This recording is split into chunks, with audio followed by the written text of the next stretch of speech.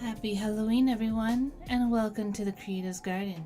I'm Hikari Harpy, and today we will be doing some Hazbin Hotel fan art as Season 2 has recently dropped its first 2 episodes. So, we will be doing some Halloween themed fan art, and I'll get into more details as we go along. But until then, let's go on and move on to the main camera.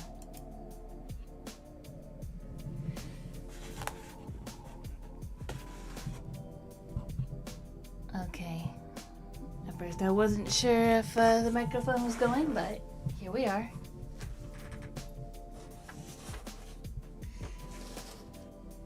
So as you can see, we already have the sketch laid out as per usual.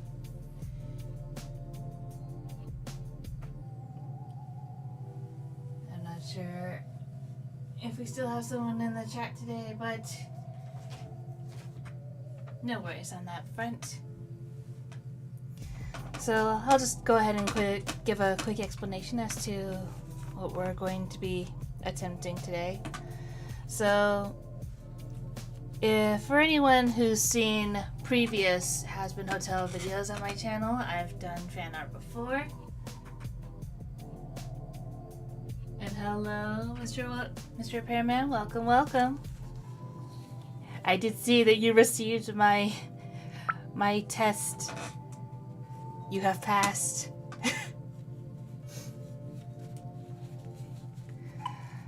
But yes, I've decided that their costumes are going to be creepypasta themed.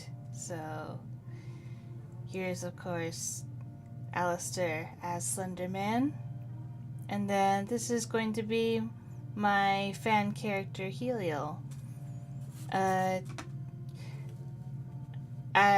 was initially going with that the costume is Jeff the Killer, but I do recognize that Jane the Killer exists, but I don't know enough about her story and lore if it's like just an exact copy of Jeff but gender bent. But either way, that's what I was going for.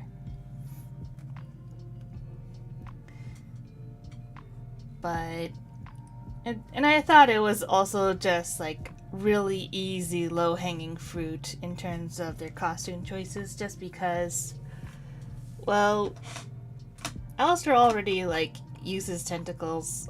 Like a lot of fan depictions of Slenderman, so he already seems like a Slenderman type.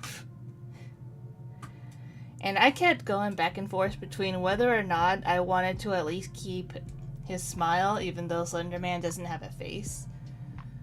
I've decided to give him sort of like a shadowy indent of a smile. Just to like keep one of his iconic features on there.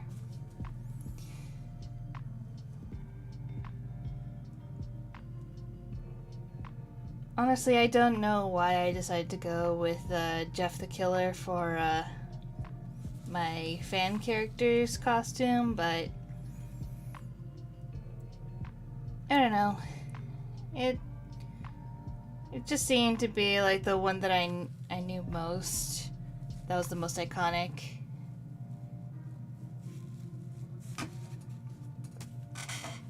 But yeah.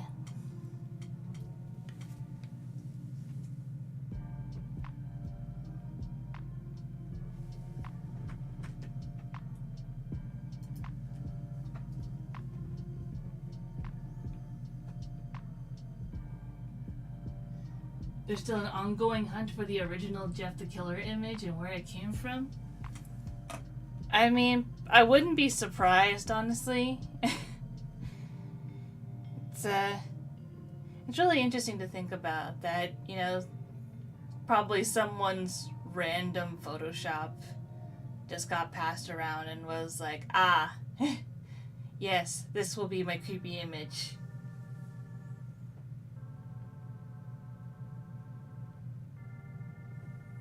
But yes, vagaries rather than a complete blank for Alistair's face, yes. But I also like kind of had like a very light story going on, because like I have, you know, the pages pinned to the trees because, you know, Slender 8 pages, of course. But I also thought like maybe Alistair Slenderman would kind of work kind of like the Silent Hill 2 monsters. Which then gave me the thought of, oh, what if I had dressed my character as James Sunderland instead? But it's like, nah, I kind of want to keep to the creepy pasta theming. So, yeah. So the costume is staying as is. But I do like the idea that, like, she's using the radio as a means to sort of gauge just how close he is, and the closer he gets, the louder the radio static gets. So she's like, oh no, I know he's close, but I can't see him, where is he?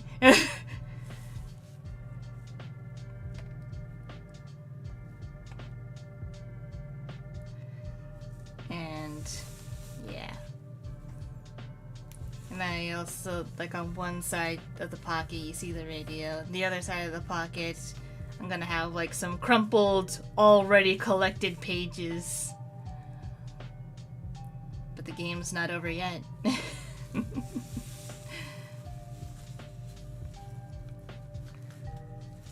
So, once again, because this is a standalone illustration, I'm going to try and play around with colored lighting, and yeah, but I need to be able to figure out how I want to do the line art, because I don't want to do it too dark and then not have it be able to add to the lighting.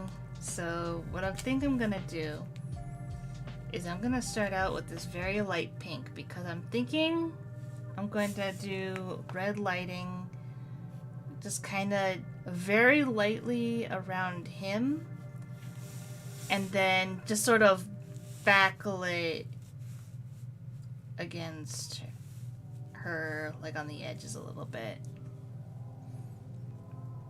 And then, of course, there's going to be the flashlight's lighting.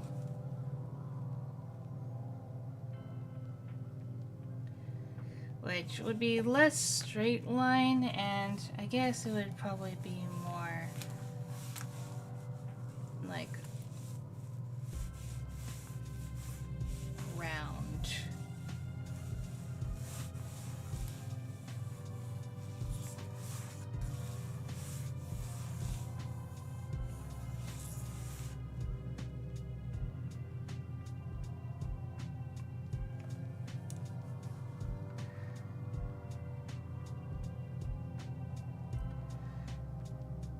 So, yeah.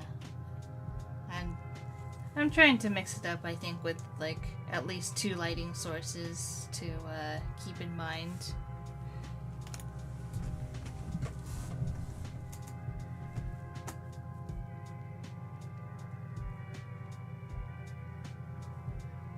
I think it works if Slender blends into the background. Yeah, that is definitely, and I get that as well. Like, he's partially doing that, but I also just wanted him to stand out just enough that, you know, you can tell he's there. Like, he's not gonna be absolutely, like, radiating like, freaking Mr. Burns, like, hello children, I bring you love. No, he's not going to be like that, but, but I do want him to at least be, like, at least let you know that he is there. He is watching. He is waiting. just waiting for you to notice him. And when you notice him, it will be too late.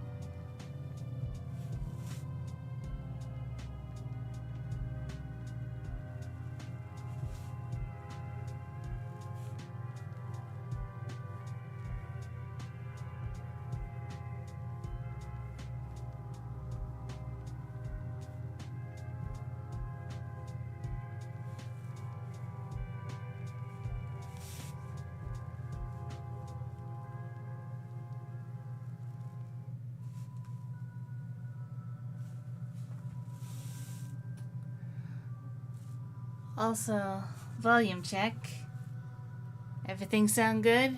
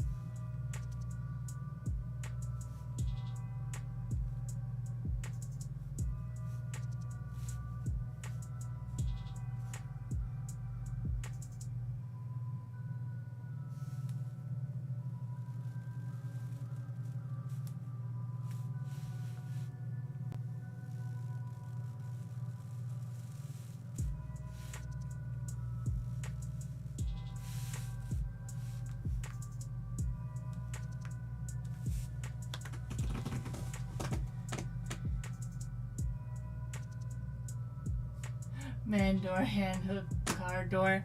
I think, I'm not sure if those are creepypasta specifically, but that one was definitely on, what was it? I want to say 4chan? But I'm not completely sure.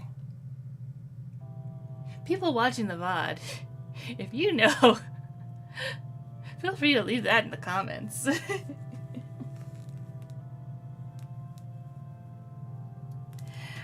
I did have to, like, go back and, like, look at some creepypasta fan art because it has been so long since I've seen these characters, so I needed a refresher as to what they looked like in general.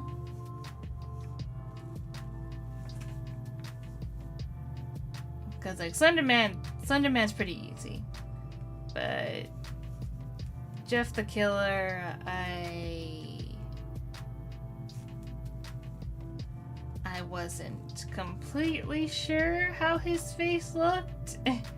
I knew it was like weird in some way, but I forgot how it was weird.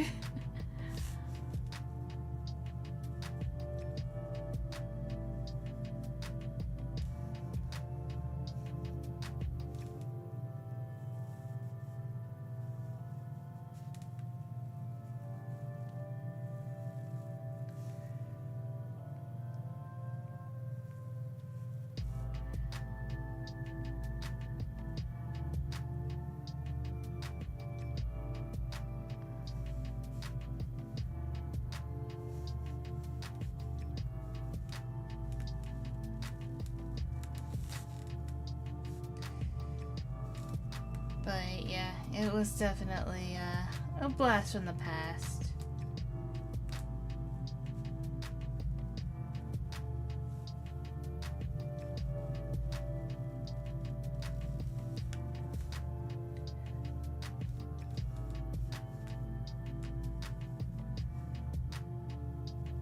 Because I think I definitely drew Slenderman a lot more than I did Jeff the Killer.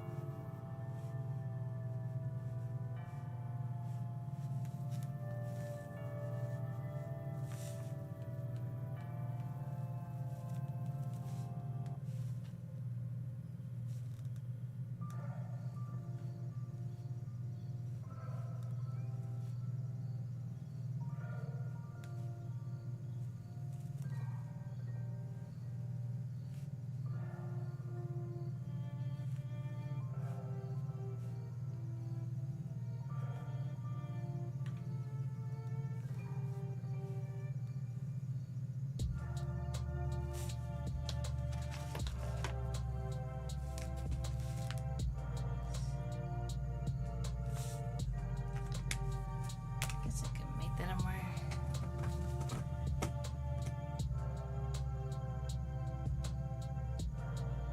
Another troll pastas. I think like most memes, Mandor hand came from 4chan. Yeah, makes sense. Makes sense.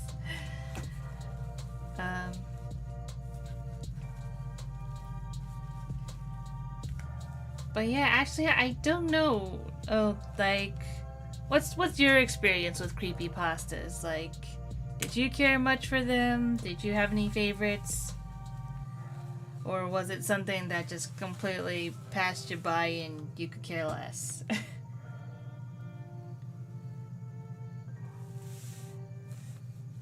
That's not just for chat, by the way. That's for the people watching the VOD as well.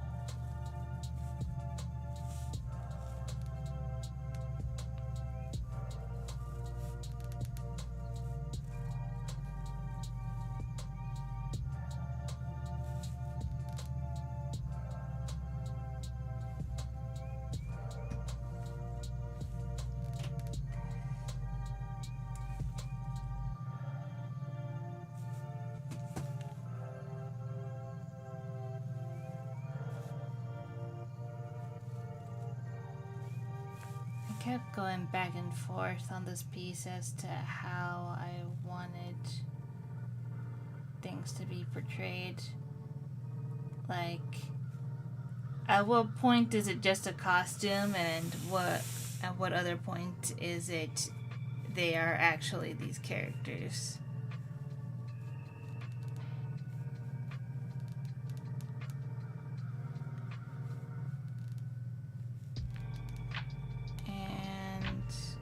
I'm still not quite sure where that line is for this.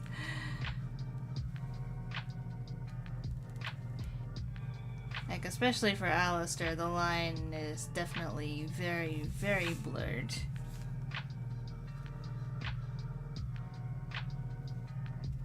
Like, he borders on being a creepypasta himself.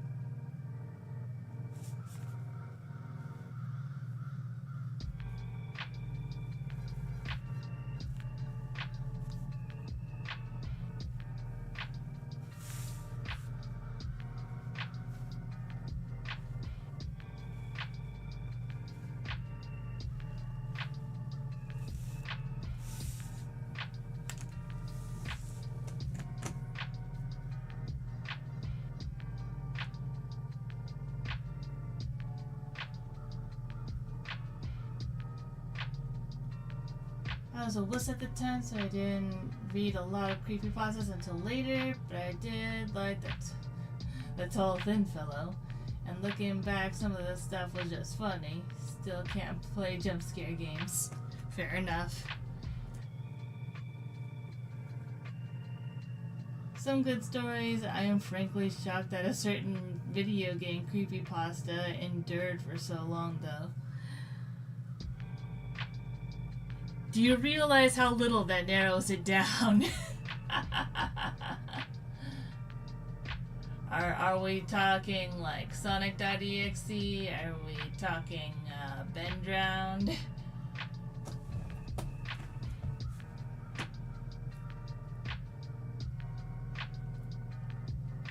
There's a new monster making the rounds in Team Fortress 2 Sphere with some promise called the Server Blight. I vaguely heard about that, but I don't think I recall what that is.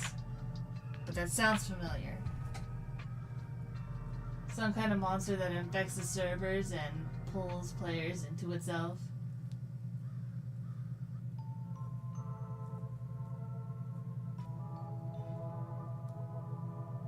Needle mouse executable.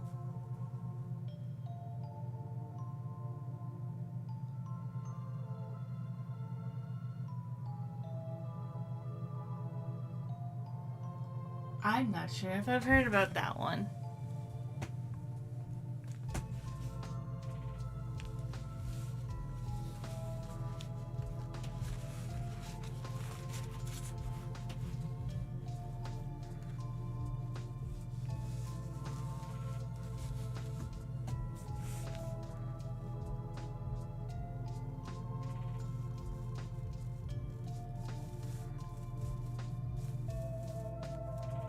Usually when it comes to creepypastas, I've heard of like bits and pieces of some of like the most popular stories that were going around during the time period of its golden age, I would say.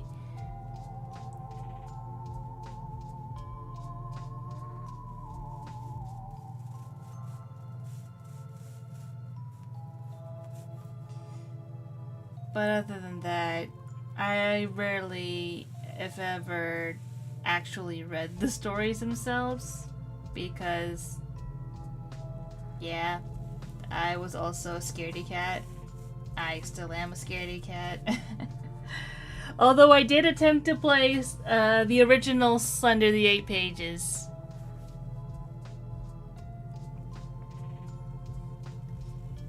original one that all the major Let's Players had a hand in playing and screamed at. Thus starting the era of the Let's Play. At least it feels like that.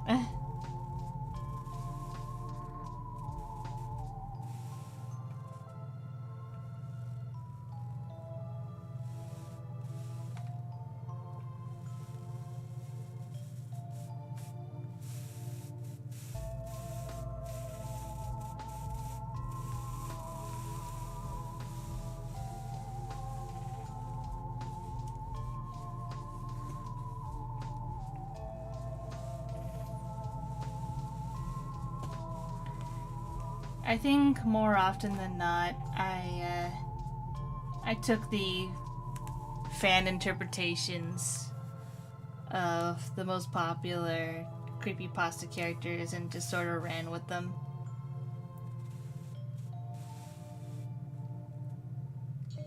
You know, the kind that were just like maybe a little bit silly or just were a lot nicer and approachable than their canon counterparts.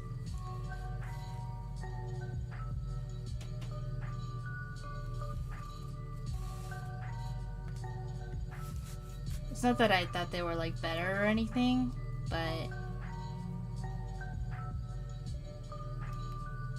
I think it just helps sometimes to imagine that, you know, maybe scary stuff doesn't necessarily have to mean that they're evil. Of course, in the original canon stories, they're a lot more, like, sinister, and yeah, there's no reasoning or, you know, bargaining with them. That they're just forces of evil that you have to put up with if you're going to be trapped in their stories.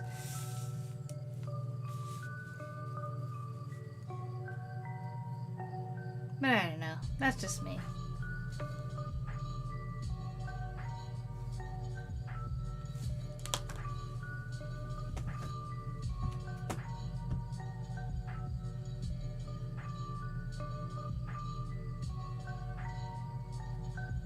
Oh, Sonic.exe, okay. Yeah, no. Could not grasp that. My bad.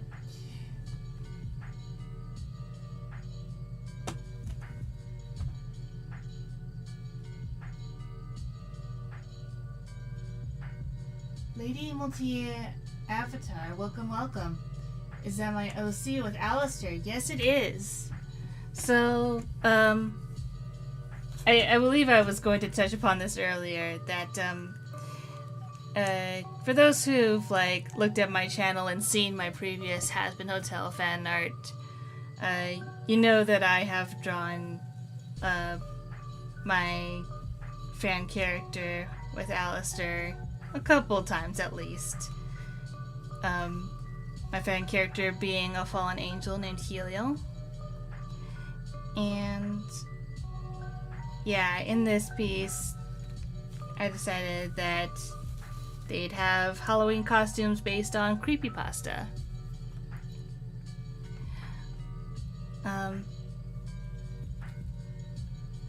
But yeah. So I guess if you're interested, I will go into like the details of like the fan relationship, I suppose, but you know, not necessary for this piece, especially.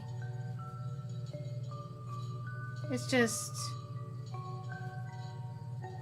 they're comforting characters, and I feel like drawing vaguely Hazbin Hotel themed fan art since, you know, the first 2 episodes of season 2 just came out.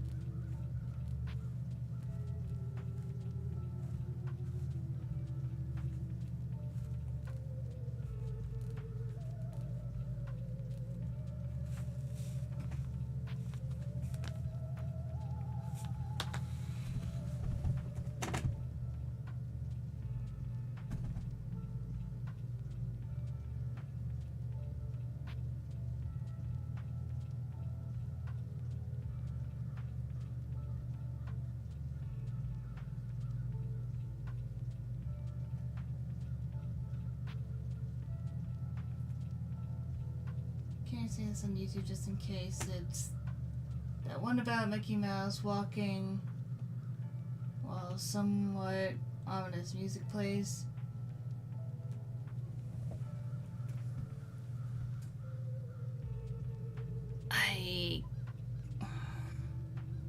I'm not sure if this is the one you're talking about, but are you talking about like Suicide Mouse?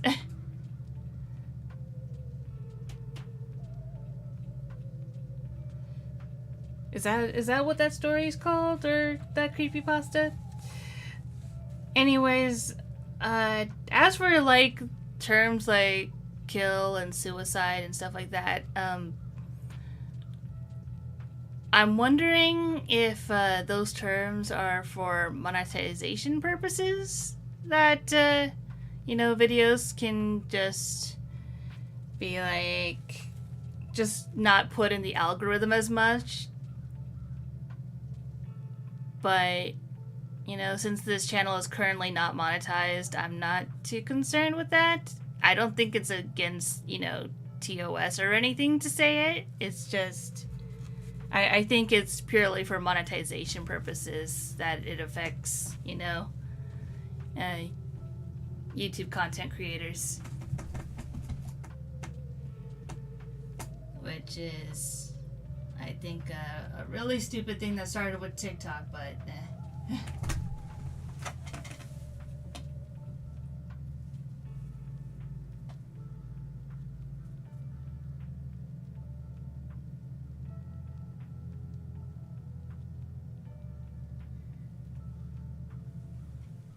But yeah, I appreciate you wanting to be cognizant of whatever rules there may be, but yeah, I don't think that it's like I don't think the VOD is gonna get taken down for that per se.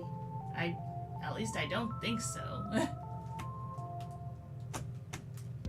That's not what I've heard anyways. All I've ever heard about mentioning those words is that, you don't get monetized. And again, this channel is nowhere near being monetized, so I'm not concerned with that.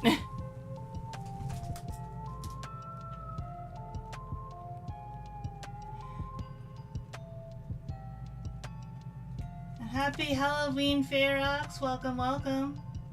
Glad you can make it.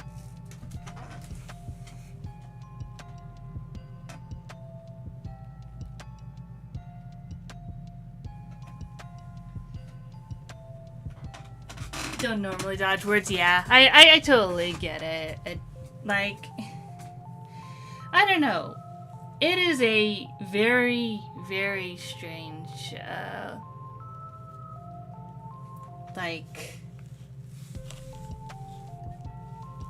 I guess I want to say, social climate, maybe? But it's if you want to say, different words for, killed or dead or suicide, there's just better terms than unalive. Or sewer slide. I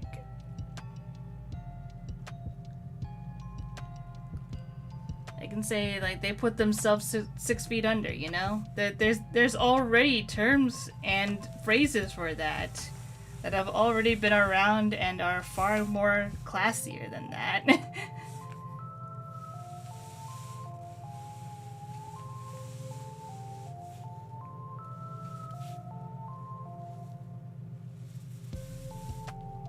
We don't need to reinvent the wheel, is all I'm saying.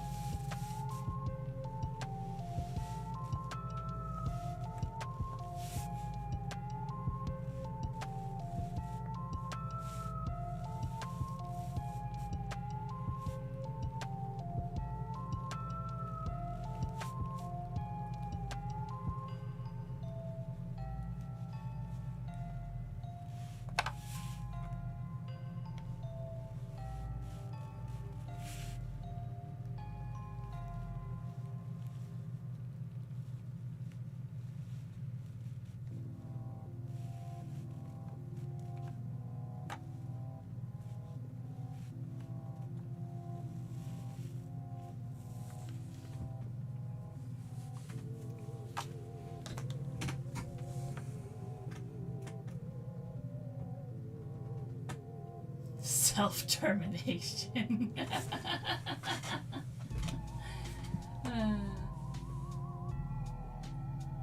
Use the Monty Python Dead Parrot sketch for reference. Exactly. Exactly. It's expired. It's gone to meet its maker. It is an ex-parrot.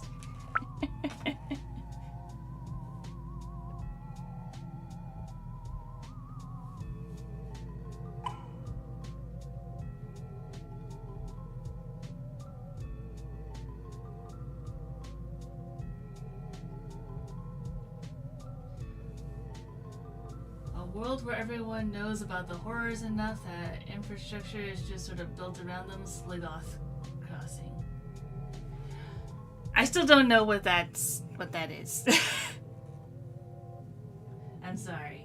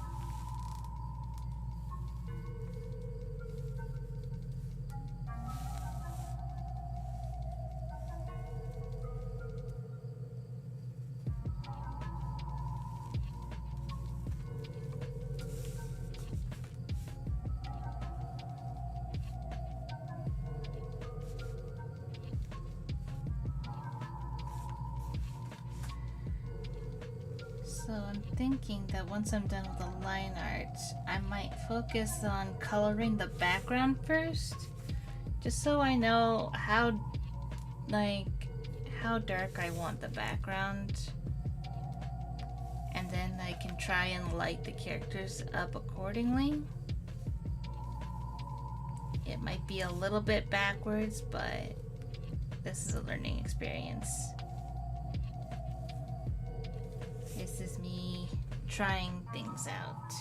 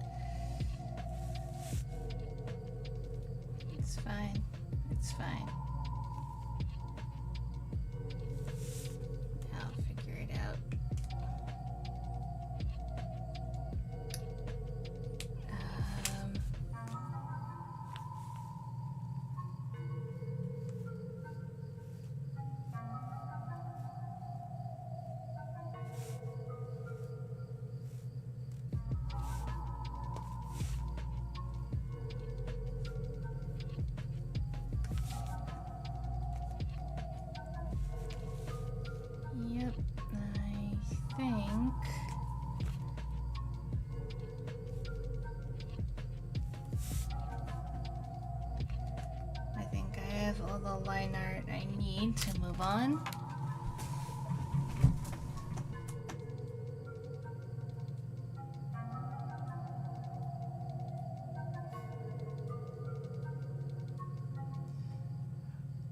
What's great is when a creature or character flip-flops between being horrifying and hilarious.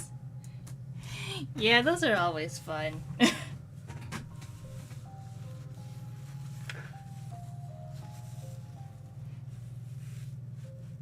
And I think that's kind of why, like, Saturday morning, like, villains also work.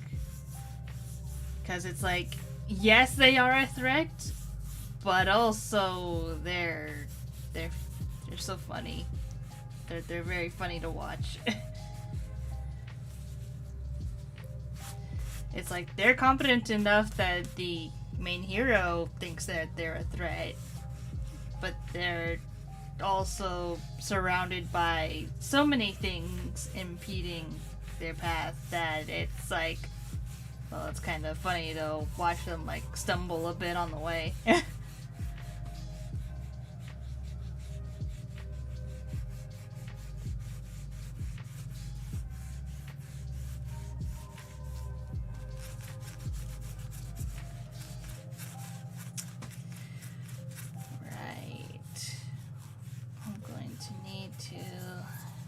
Color this in with respect to where the lighting is. And for me, that's difficult with alcohol markers because I feel like a lot of the markers that I have are just really dark or saturated, so I have to be really careful about where I lay it down. Because there's no guarantee that I know these colors well enough that I can just desaturate them enough with the blender, which I should probably grab for this actually.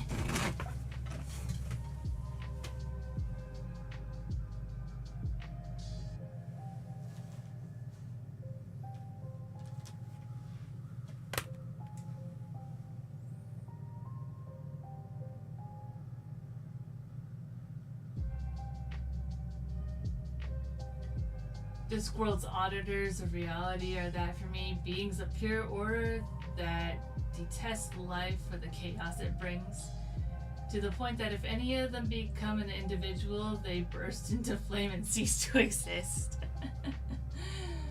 Ah, that's fun. They are not bright, but they are dangerous.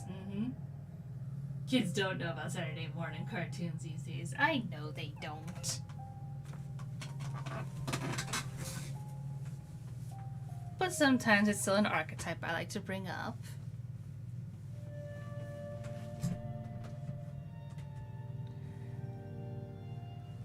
I guess these days it would just be, you know, generally children's media type.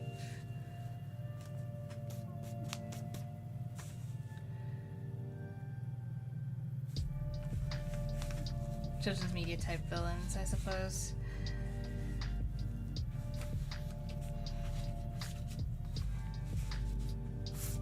Anyways.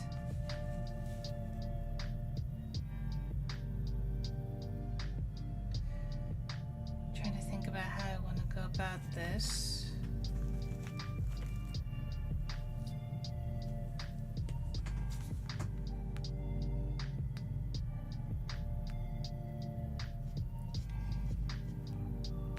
Like I said, I don't want it to be like an overwhelming brightness coming from Alistair.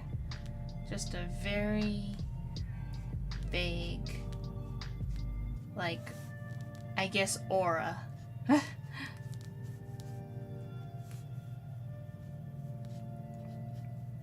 Like, I know he already has like a green aura,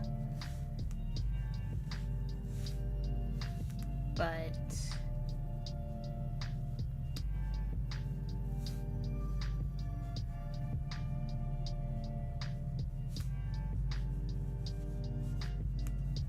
feel like to keep the piece cohesive, I'm gonna keep it reddish.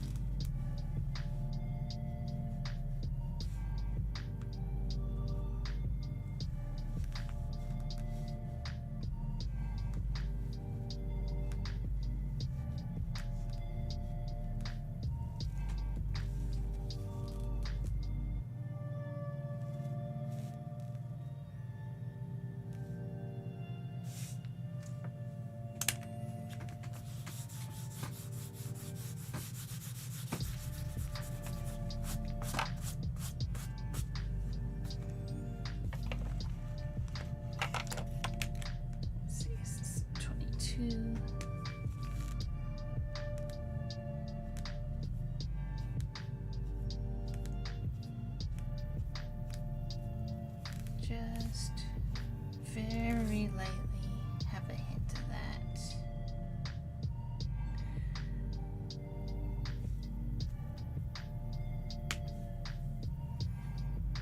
And then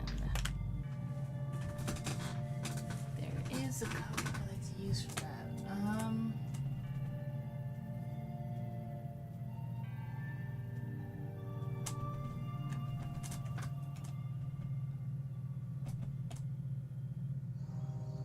The reason they instantly die to become individuals, they believe life requires individuality. All life eventually ends, and all lifetimes are equally short from the view of eternity. I mean, fair.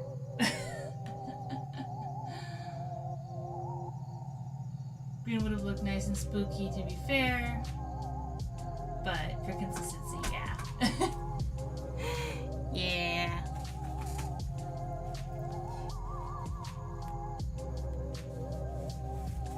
Like I don't want too many colors because I do want to keep a more, spooky, somewhat more desaturated tone, I suppose.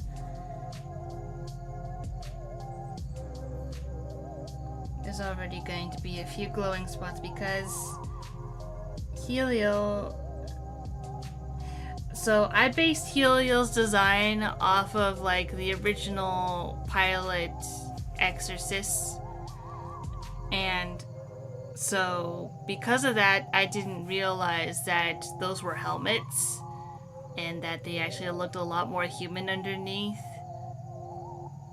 Just look at Lute and Adam. But yeah, so I just went with like, oh, that's gonna be her face. So she's got the glowing white eyes and a glowing white mouth, so, and also like very dark skin. Though for this piece, instead of like a pure black for her skin like I usually do, I'm thinking I might choose like a dark purple just to kind of differentiate it a little bit from the other blacks that I will probably end up using for the darkness in this piece.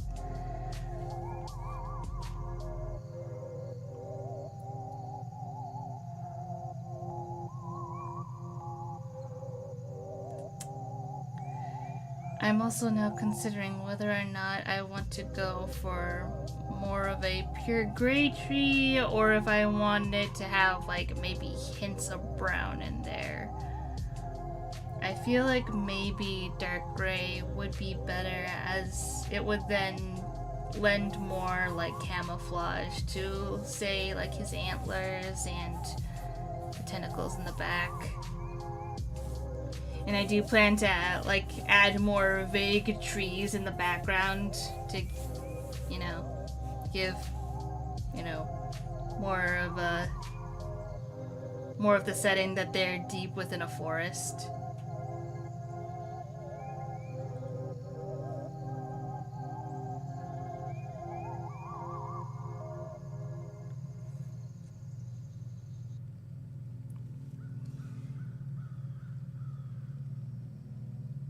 But let's see. First of all,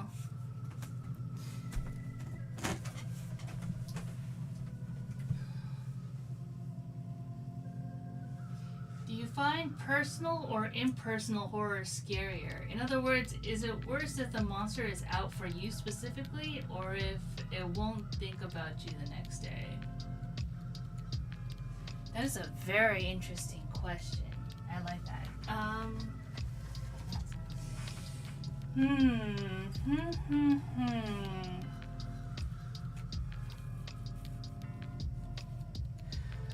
Well, I guess it depends on how the monster goes about going after its victim. I can see how the personal horror could be seen as more threatening, especially if it's like if it's isolating in a way that other people like don't believe that you're actually in danger and you're the only one who knows for certain that there is something dangerous coming after you when no one believes it. Actually, it's giving a little bit of a awkward parallel to not being believed you have an illness in in real life, but yeah.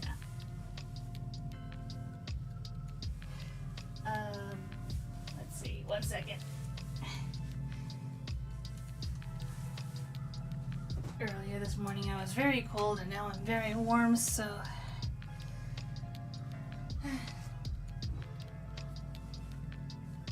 take care of that.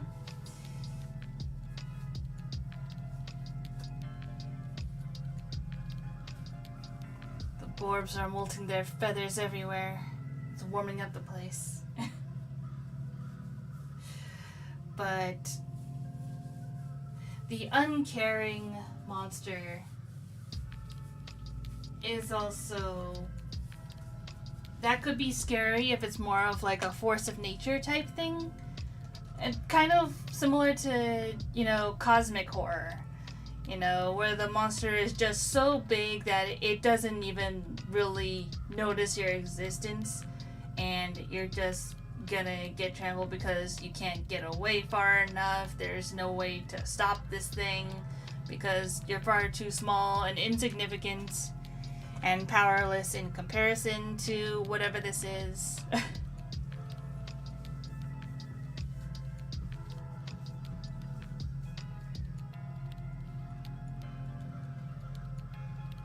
The personal horror of no one else knowing the danger is part of It Follows, but I haven't seen it. I also have not seen It Follows, but I think I agree that it is part of that whole premise where it's just like you really don't know. But also, I think that one also came with some other weird thing where it's like the thing that follows you can be like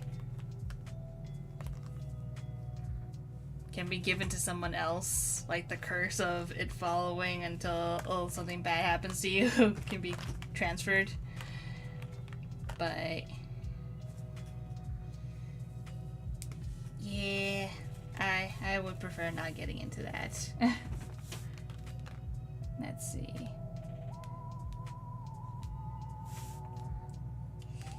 This looks like the right type of red, but let's go ahead and take a look at the other ones just to see. Yeah, it's a little too bright.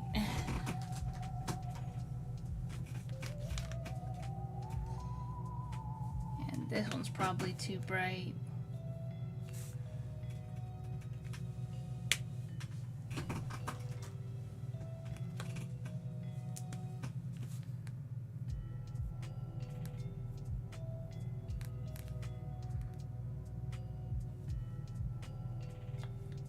Yeah, I think this is the winner here.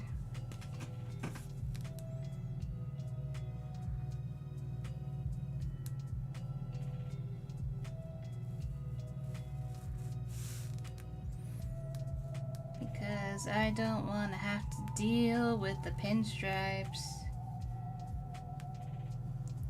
So I heavily simplified the suit,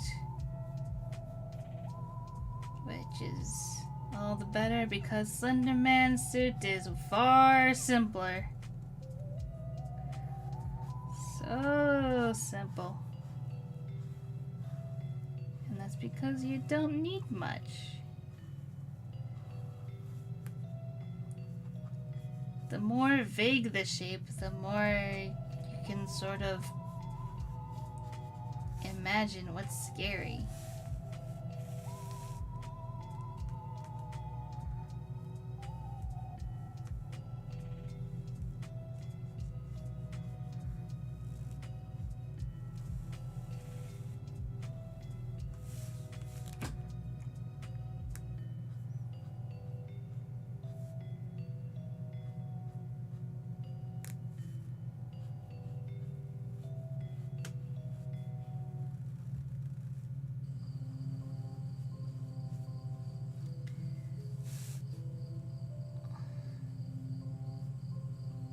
But for me personally, in regards to the type of horror I find scarier, I guess with the examples that I gave, I guess the personal one would be scarier for me. Because then it feels isolating and it feels like there's no one who can at least, you know, understand what you're going through. It just becomes a very isolating, horrifying experience because no one will believe you.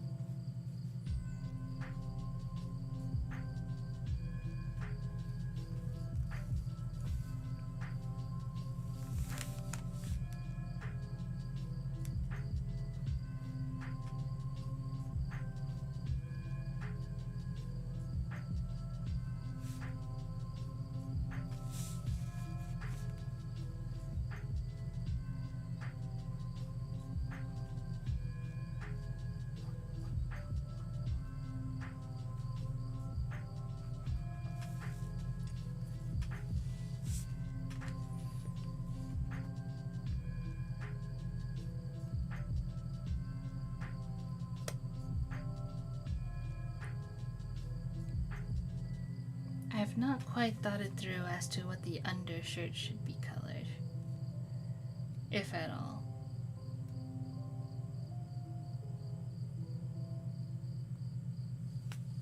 Like, I guess I could go for the lighter red and just go for that. But also,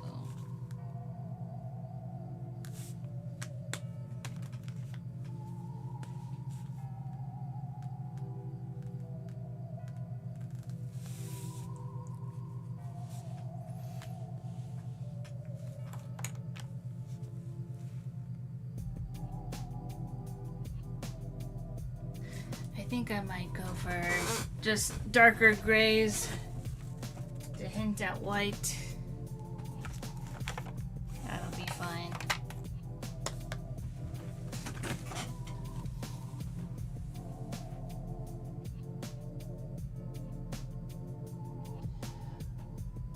cult is grabbing you for sacrifice, not because they think you're special, but because you were there and it was convenient. Yeah. There is scariness in both coldness and heat, I suppose. Yeah, agreed.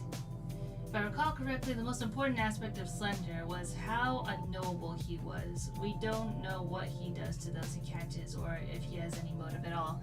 Yeah, that is basically the allure. He is basically the like a fear of the unknown type of horror. It's like, you know it's there, you know he exists, you have no idea how he works. You just know that he's a threat because the people he interacts with are never seen again or go crazy or, you know.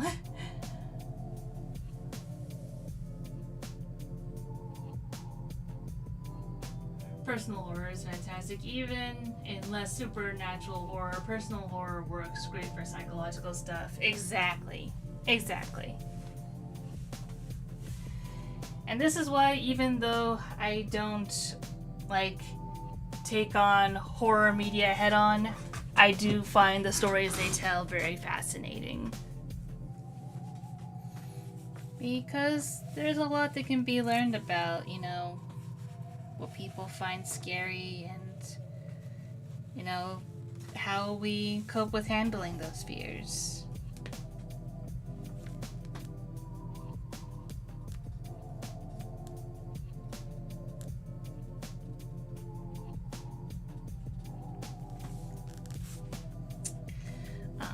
Now I remembered what I was gonna do.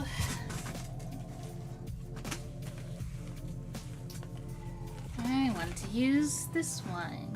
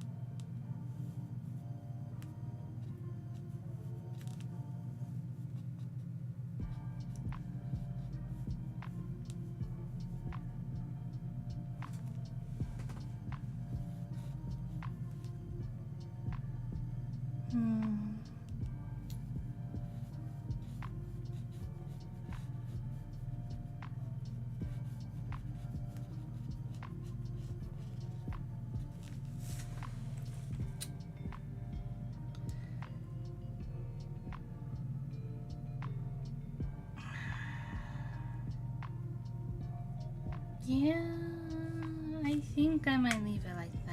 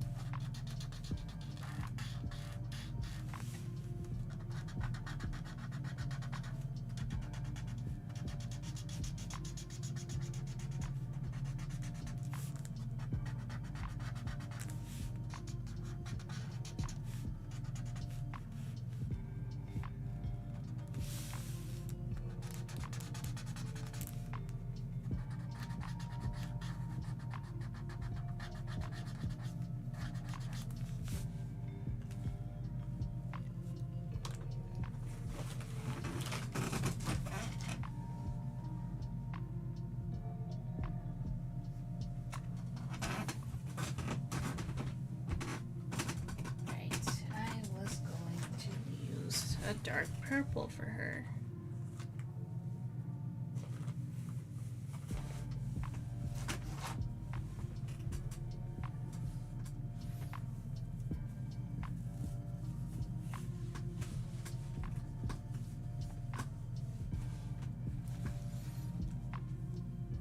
This is a very highly experimental piece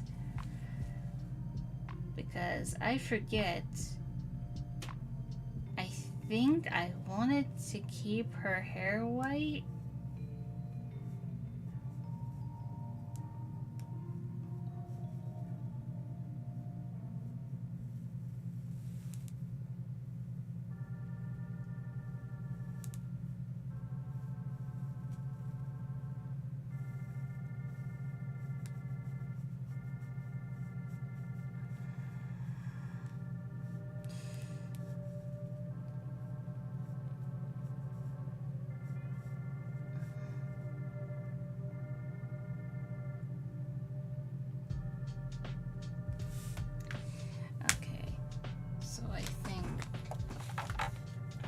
To need to erase these lines here.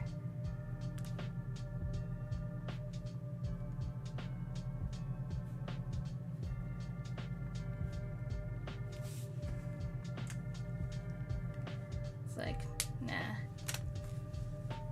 For it to really hit it home that it's supposed to be, you know, a slit mouth type of deal. Gonna have to emphasize that.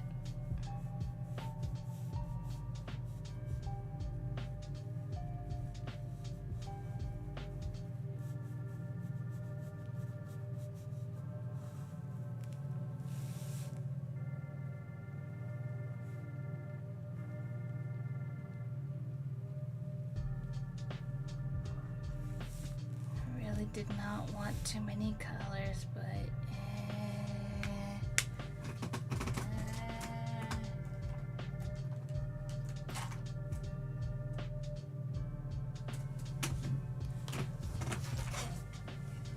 fantastic horror tip I read once. Mother Nature's been here first, and she's a far better horror writer than you'll ever be. That is definitely something to consider. And oh god, this is a very bright purple. I'm not sure I should have gotten this, but I'll use it first, and if it doesn't work, I can darken it. That's the great thing about light colors. I can go over it with dark colors if it doesn't work.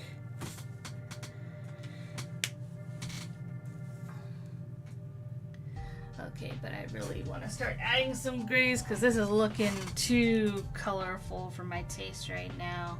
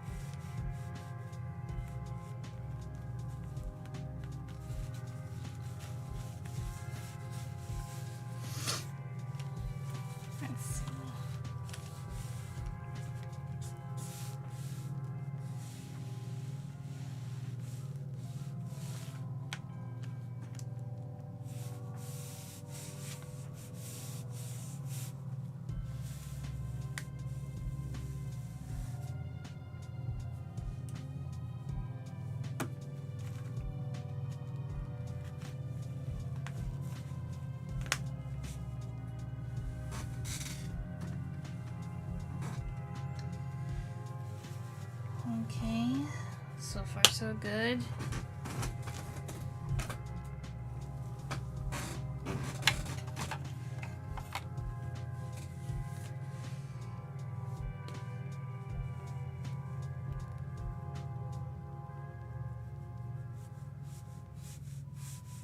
I'm just gonna go for very vague yellow over here.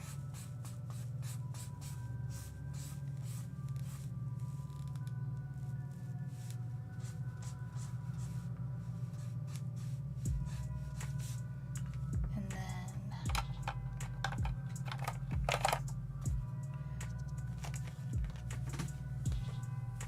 probably also just generally lighten it here.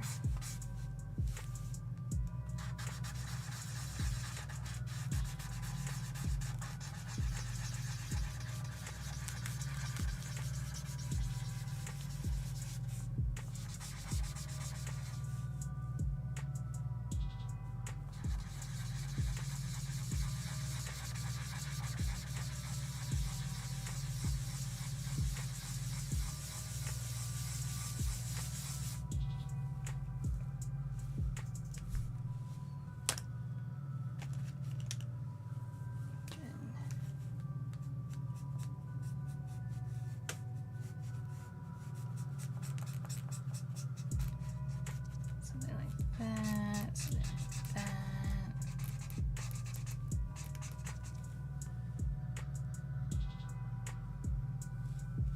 Give a little bit more depth.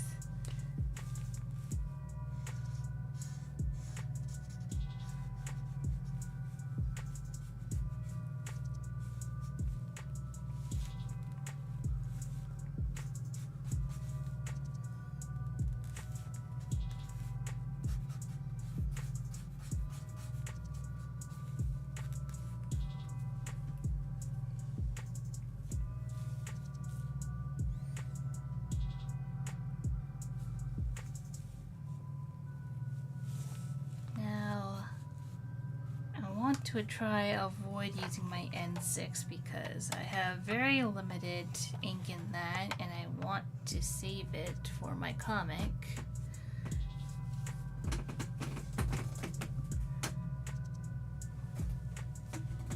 But in the meantime, I've gotta find other things to use, so these cool grays ought to do the trick.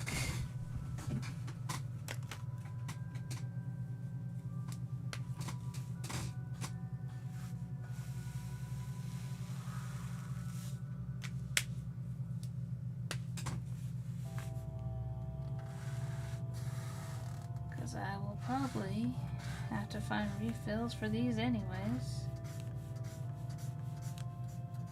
So why not use them here?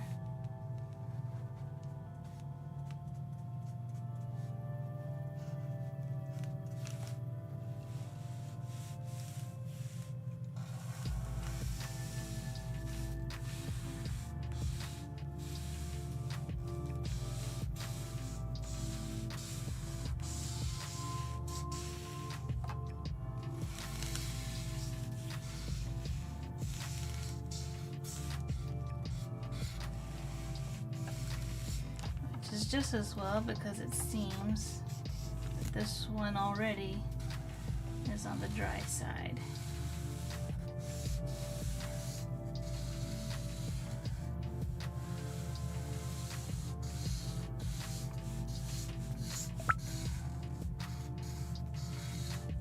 Absolutely wonderful. So I'm just gonna start using this side for texture.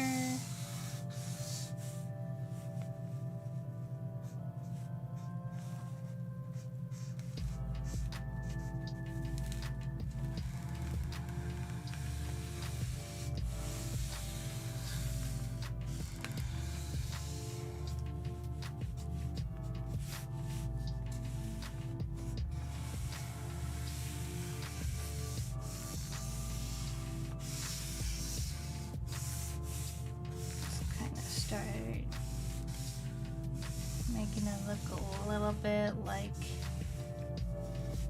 the texture of the bark a little bit, but I do plan to go over that later. So who knows how well that's going to show up when I apply the darker marker.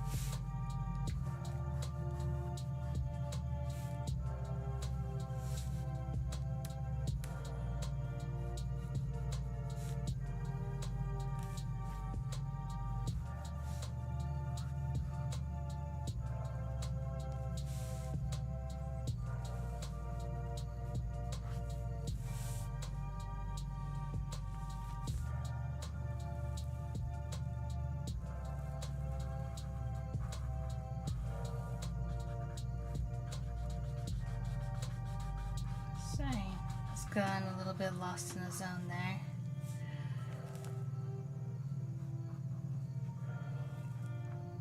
I'm just always constantly trying to figure out where to place colors because I have no idea what I'm doing.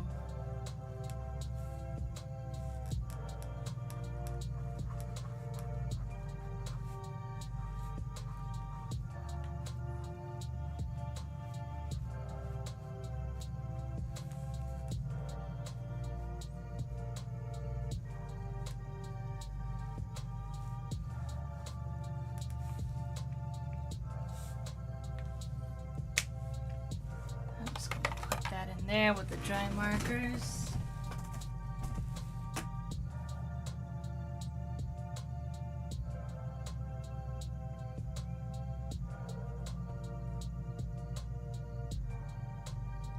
Does Sanctus have a Grim Reaper to call its own? An interesting question. Generally speaking, I don't usually like to touch upon death in Sanctus, but I don't think they have a specific Grim Reaper. At least not as of yet. Maybe that'll change later down the line, but you know,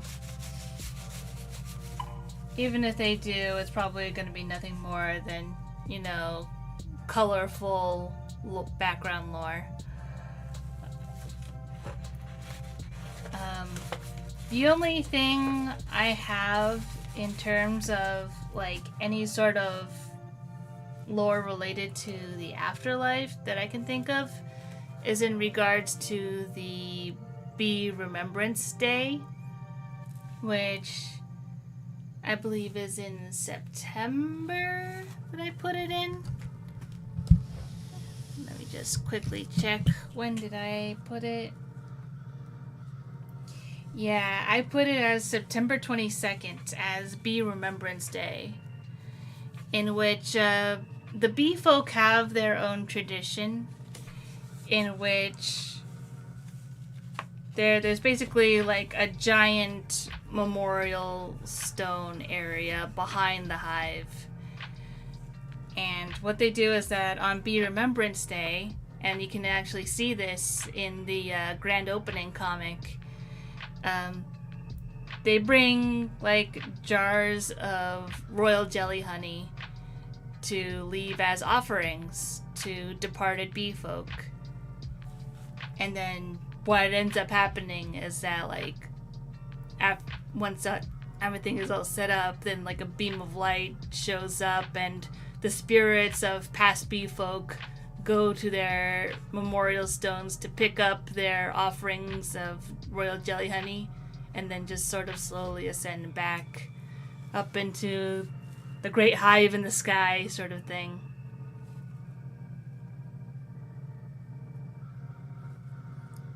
So that's the only afterlife thing that goes on that I have solidified.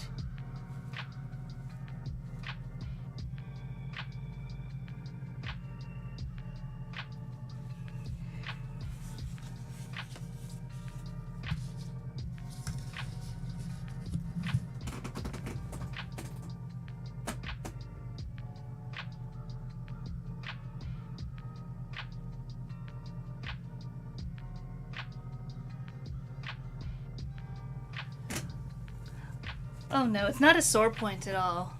No. It's just, not something that I often touch upon, partially, or I want to say mostly, because I feel like a character departing, whether it be, you know, a good person or a bad person, it'll always be like a somewhat heavy subject and something that should be, you know, handled with a bit of grace, unless, you know, it's a different type of story in which you can like play it off with comedy and such. But if it's like a little bit more on like the serious side, then it should be taken a little bit more seriously. Like, especially if it's like a story that has stakes and whatnot.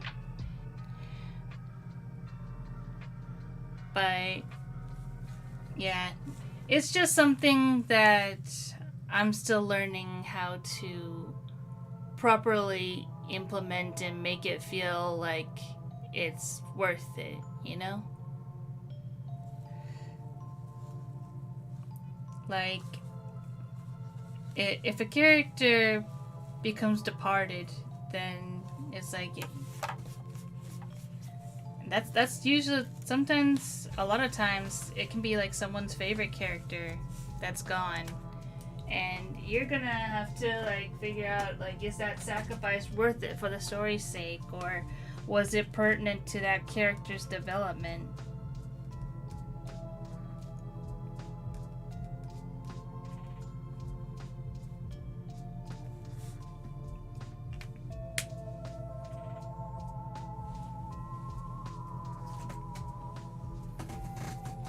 At least that's how I feel about it.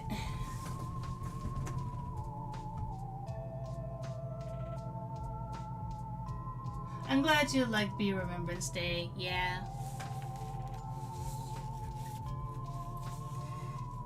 It's something that the bee folk, I think, it helps keep them united as a hive, because they know that, you know, even though they do all this work for the hive will also return in kind, especially through Be Remembrance Day, in which, you know, they show that they are not forgotten and that their work was always appreciated.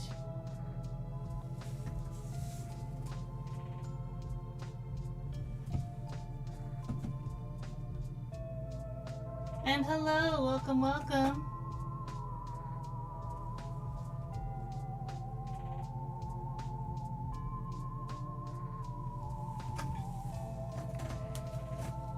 We're just doing some Hazbin Hotel fan art, mixed in with some creepypasta sort of theming.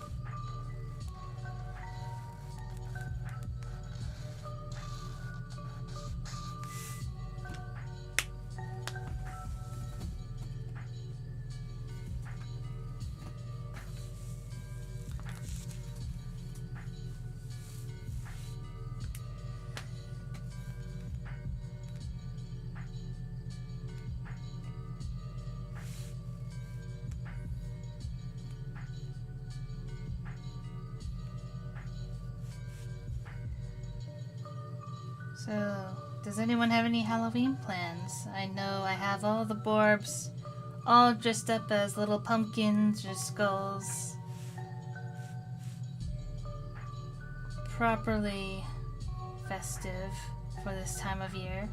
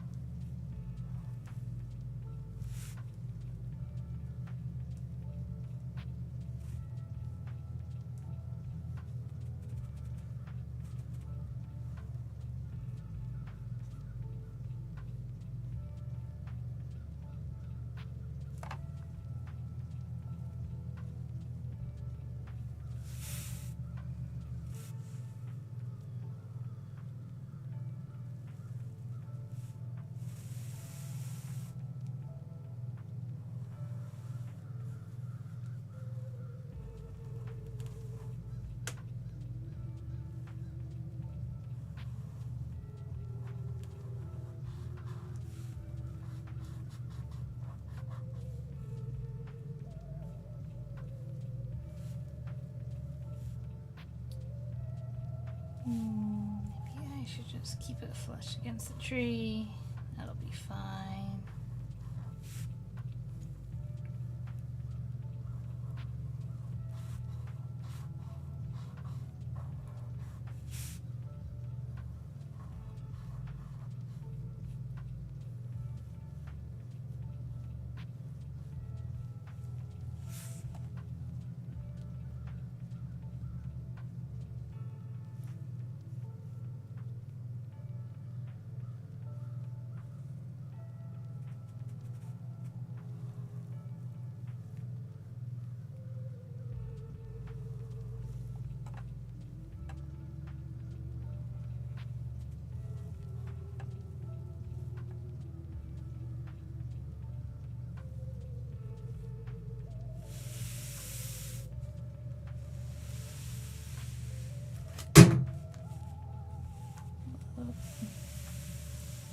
Well, at least I think I have enough for these trees, which is great.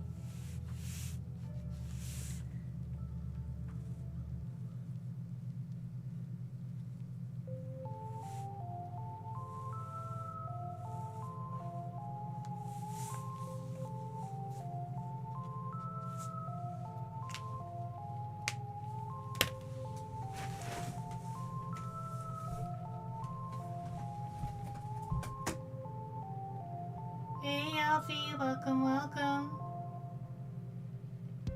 Glad you can make it. Cause guess what? It's Alistair time. So I decided to draw Alistair and my fan character Helio. in Halloween costumes inspired by creepypasta. So we got Alistair as Slenderman and Helio as Jeff the Killer.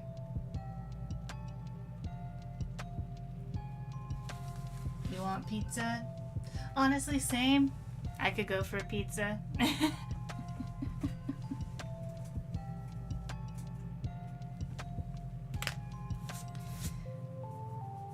But food will have to wait until either a break or until stream ends.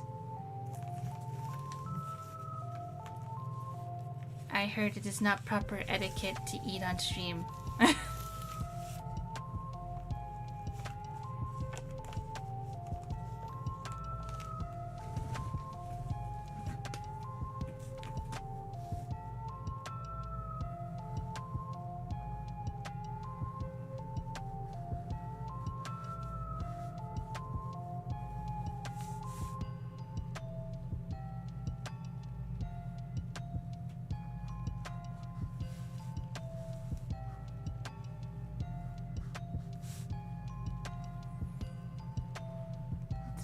Use my darkest black to sort of block in where the background cheese are.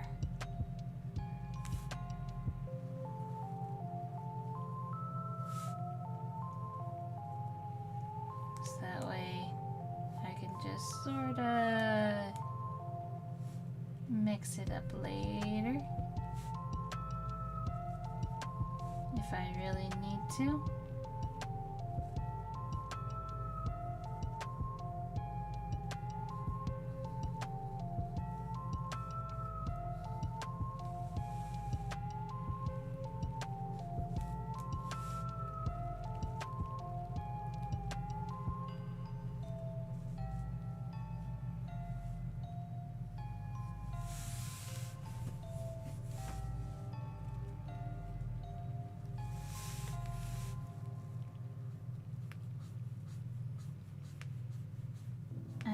Kind of considering coloring that for his antlers and tendrils, but still not completely sure on that. So I'm just gonna block everything in and then we'll see how everything looks.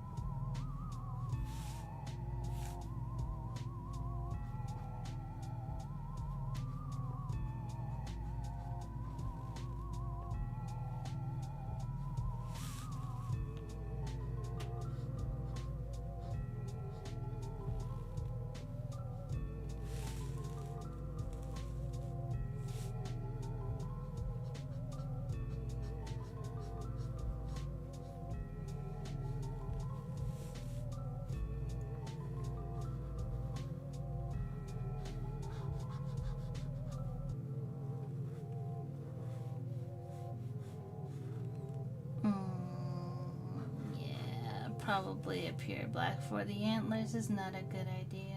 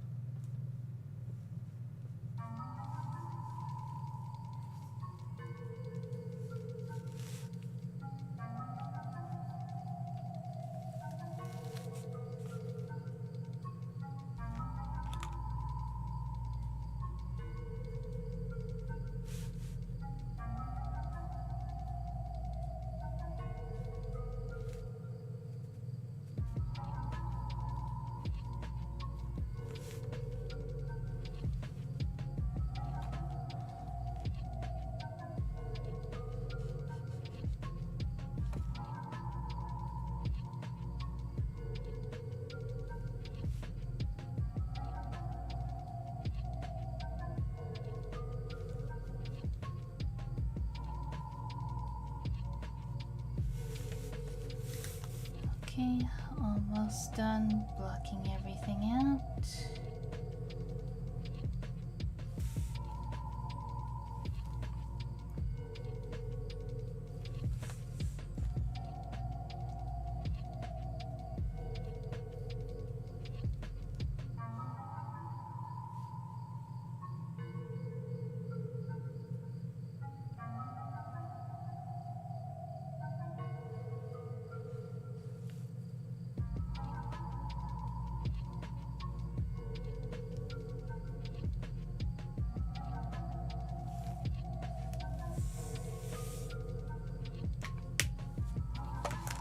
Okay. I think we're getting somewhere.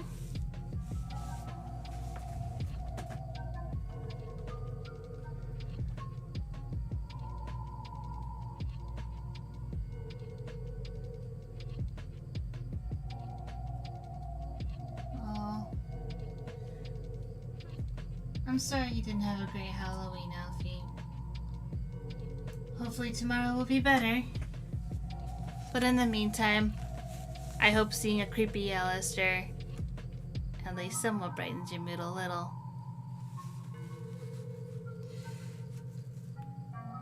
Oh, and did you get a chance to see the first 2 episodes of season 2?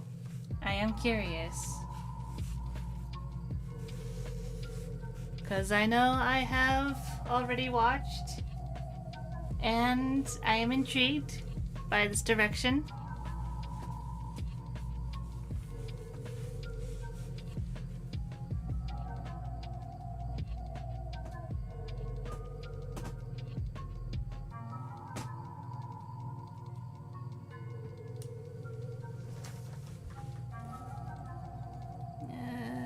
Green shadow.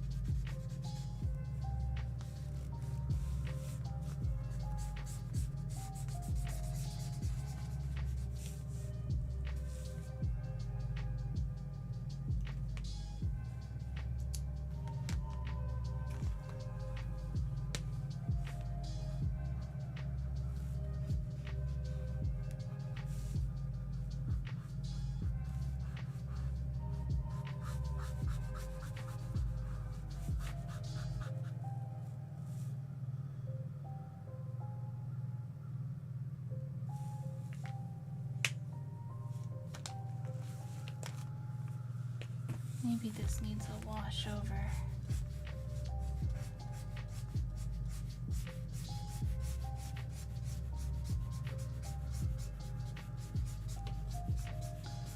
Well,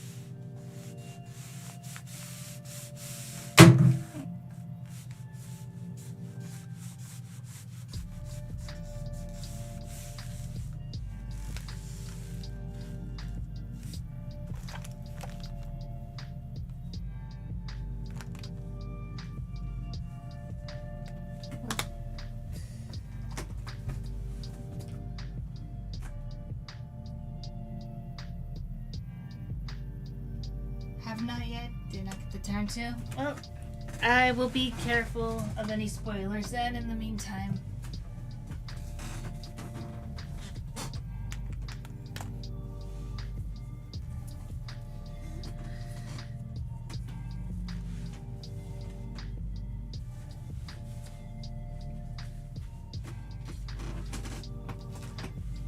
I mean, we still have a whole 6 more episodes of the season left, so...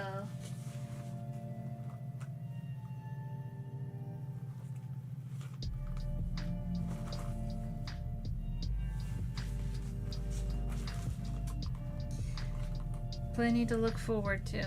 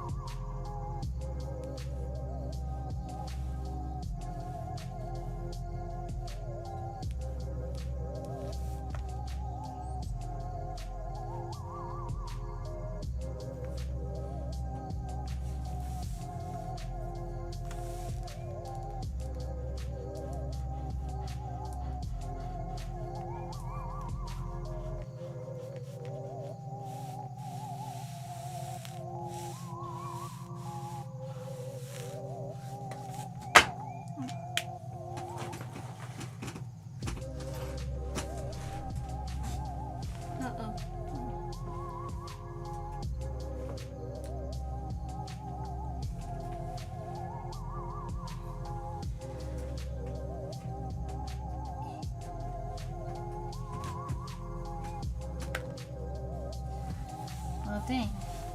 I went through this piece a lot faster than I expected I would. I don't have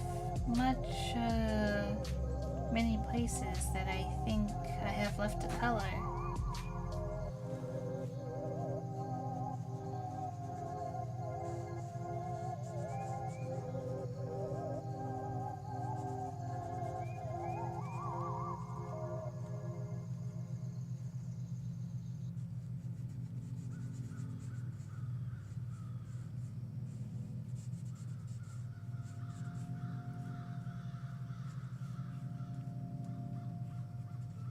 But this is a Hazbin Hotel stream, so I could just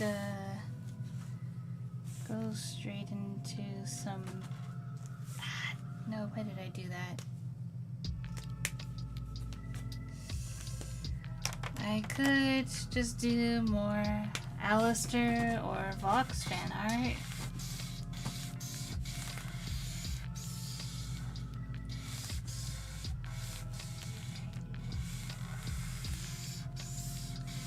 Could also do more Hazbin OCs.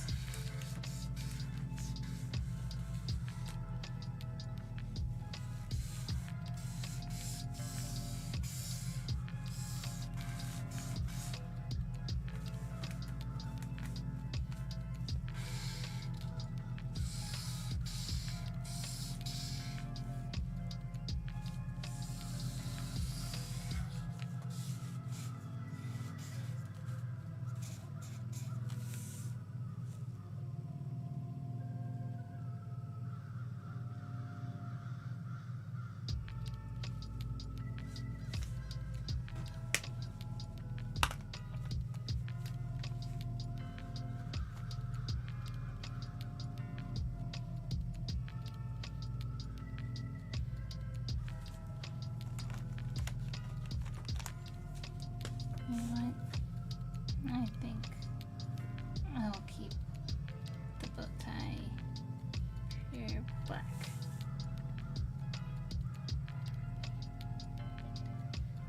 Maybe,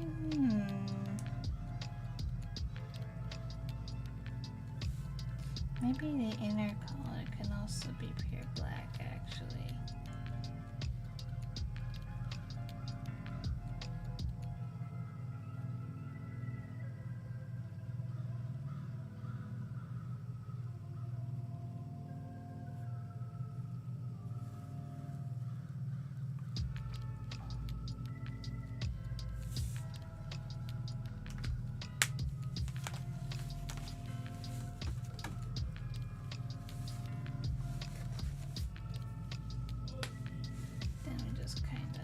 Color this in just a little bit.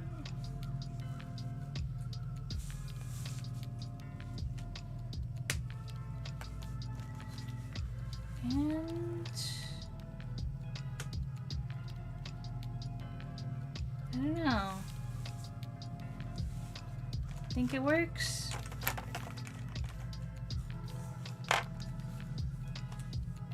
Maybe a little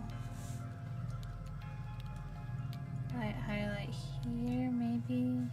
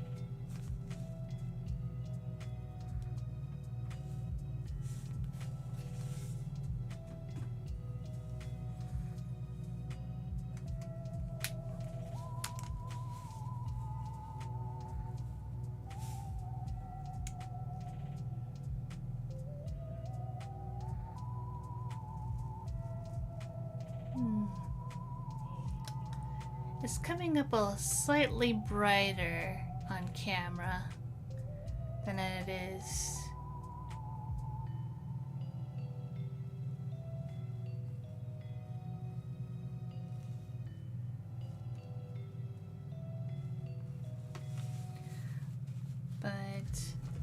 I think you get the general idea.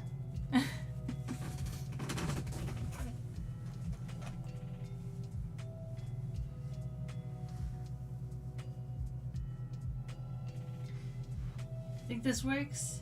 The pink with the faded grim makes him more horrifying. Yeah. I'm glad you think so. It was definitely an experiment.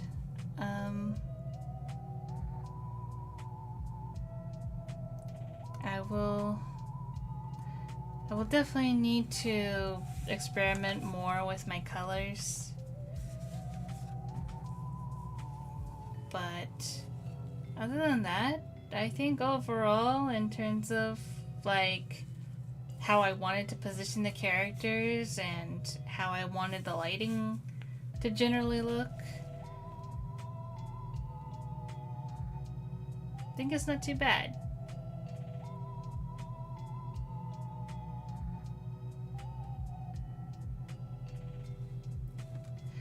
I think one of the problems I need to overcome is that I need to stop associating colors with certain things. Like, I can't say, oh, this is a peach color, therefore it is a skin tone, and I should just use it only to color skin tones of the shade.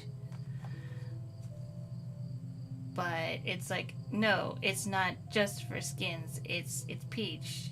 It's literally peach. It's for peach. It's but also this color doesn't have to be specifically for peach or pink. It can be put anywhere that it needs to, so long as that's what the shade and saturation that you intend. So that's something I need to like get over mentally, I believe.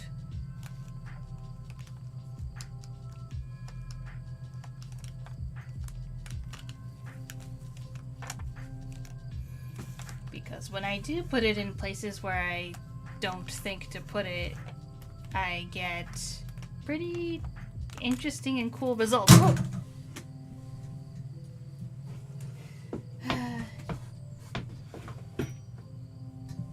Maybe I should start a stream counter of how often I drop my art materials.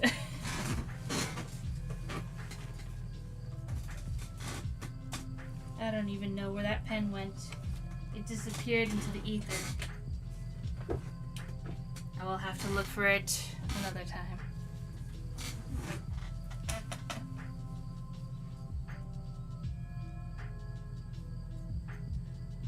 My problem is I find how colors interact with each other. I sometimes make the wrong things pop, or everything blends too much. Yes, I'm fine. It's just I keep pushing these markers and pens off to the side, and it just falls off the table. So I'm just constantly dropping things. Ah, there it is.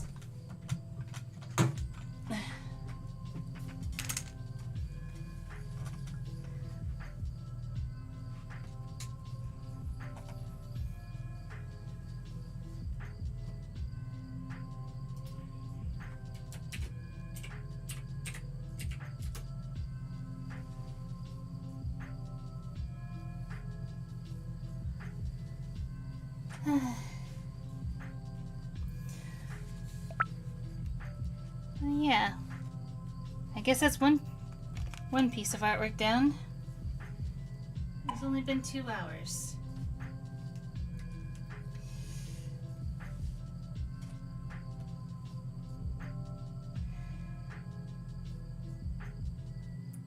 I probably should end the stream though, because it is Halloween and I do have more things I need to set up. I'm expecting visitors. Visitors of what sort? I will leave that up to you to imagine.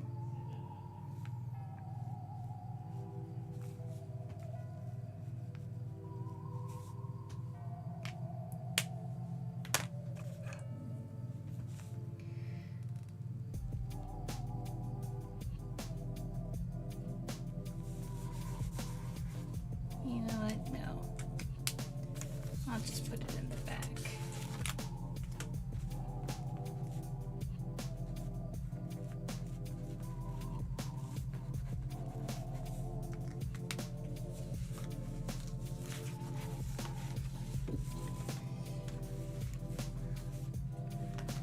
Remember to date and sign your artwork, people.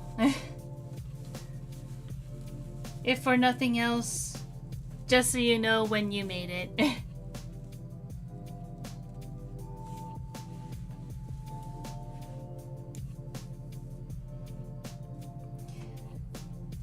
But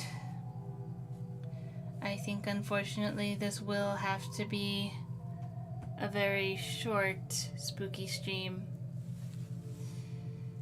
because I do not want to be caught unawares. Not on these hallowed of nights.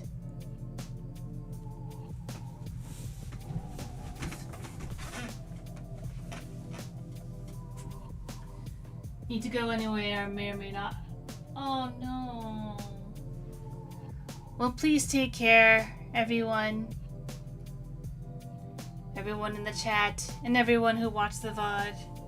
I hope you are all staying safe and stay well this Hallows Eve.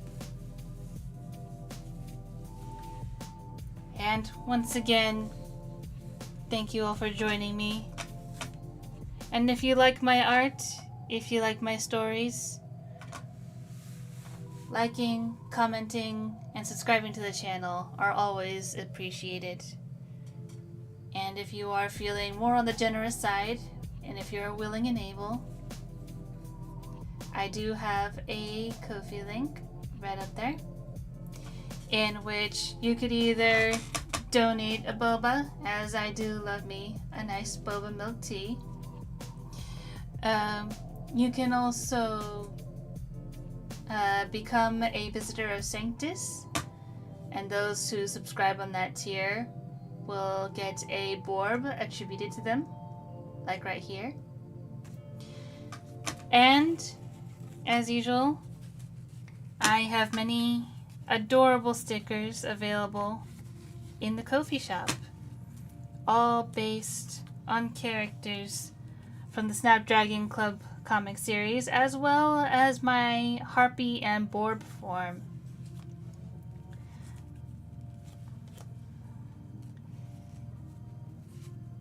As you can see, they come in all sorts of cute outfits and poses.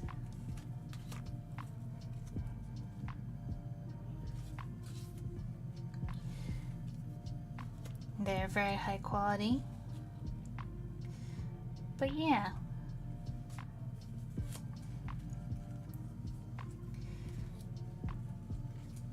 So with that, I'd like to thank you all for joining me. And we'll see if I can do anything about the background, because once Halloween is done, I'm going to probably need to redecorate once again.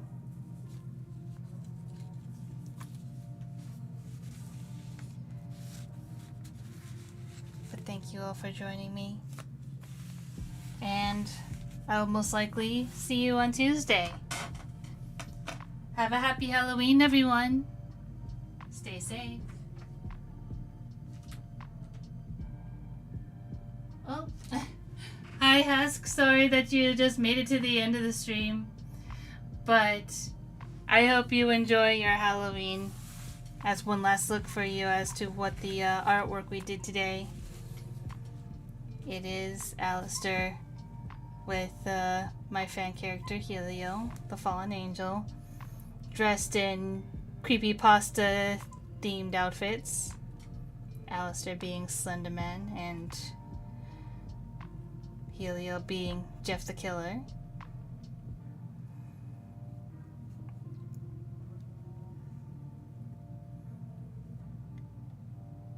Again, apologies that today's is short, but I do have preparations to make. Visitors I'm expecting. Whether they be goblins, ghouls, or ghosts, I'll leave that up to your imagination.